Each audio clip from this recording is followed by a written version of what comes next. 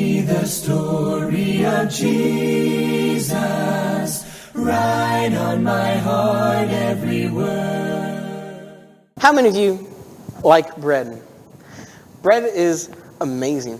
That's why when you can go to restaurants, it's always that exciting thing. You go to a nice restaurant, if you know you're going to get a good meal, but beyond that, what's another enticing factor to go is bread. Now, why is that bread also appealing to us? It's not just good, yummy bread, but it's free. Have you ever heard that free makes things better? It's just amazing. You can go to Texas Roadhouse.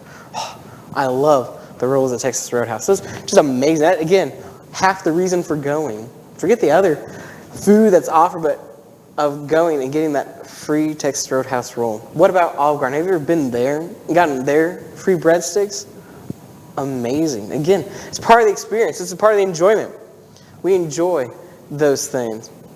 But as much as bread's talked about here in this life, and as much as we get it out at restaurants, you know, the Bible actually has a lot to say about bread as well. Bread is pretty famous in the Bible. Perhaps you know Jesus when he feeds the 5,000. What does he use to feed the 5,000? Yes, he uses fish, and he uses some bread.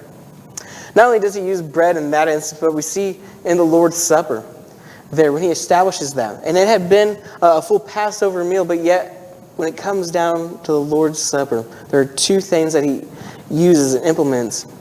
And to represent his body, he uses the unleavened bread to talk about his body. We see those things, and yet beyond that as well, we see that Jesus himself would be called the bread of life. He would call himself the bread of life. So the Bible has a lot to say about bread. And again, the bread here in this life, it's yummy, it's enticing to us, it's enjoyable. But it runs out. It comes to a point of the basket gets empty. Comes to a point where you and I have to run home and we don't get any more free bread. And so it's not long lasting, long fulfilling. But yet you see when it comes to Jesus and he says that he's the bread of life. What does that mean? It means that he's telling people just as you went to that bread to be fed, to find nourishment, come to me. Be satisfied in me.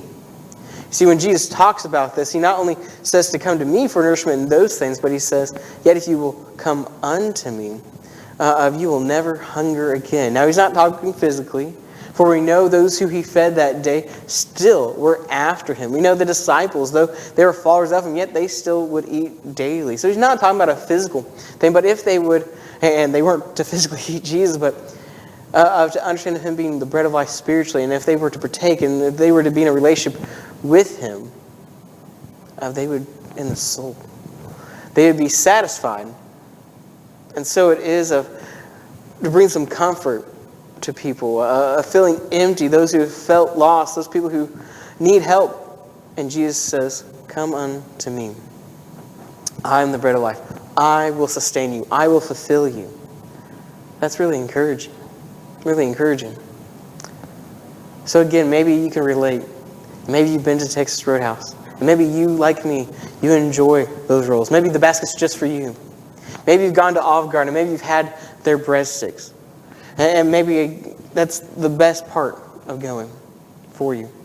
But you know, even if there was a breadstick or two left, a roll or two left, they can bring you a to-go box. You can take it home. And that experience gets to last just a little bit longer. But again, eventually you're at home.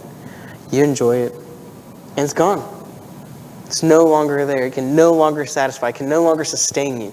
It can no longer provide nourishment for you. It's not the case when it comes to Jesus. When it comes to Jesus, we can partake of the bread daily. Bread of life. If he gives to us daily. And so it is, may we look unto him. The greatest bread there is the bread of life himself, Jesus. On behalf of the Somerset congregation, we'd like to invite you to come visit with us at the Somerset Church of Christ, located at 314 North Market Street. We have Sunday morning Bible study at 9:45, worship at 10:30. We also have a worship at 6 o'clock on Sunday evening. On midweek at Wednesday at 7 o'clock, we have a midweek Bible study. So we encourage you certainly invite you. Hopefully you find a warm welcome here at the Somerset Church of Christ, 314 North Market Street. Tell me the story most precious, sweetest that ever was heard.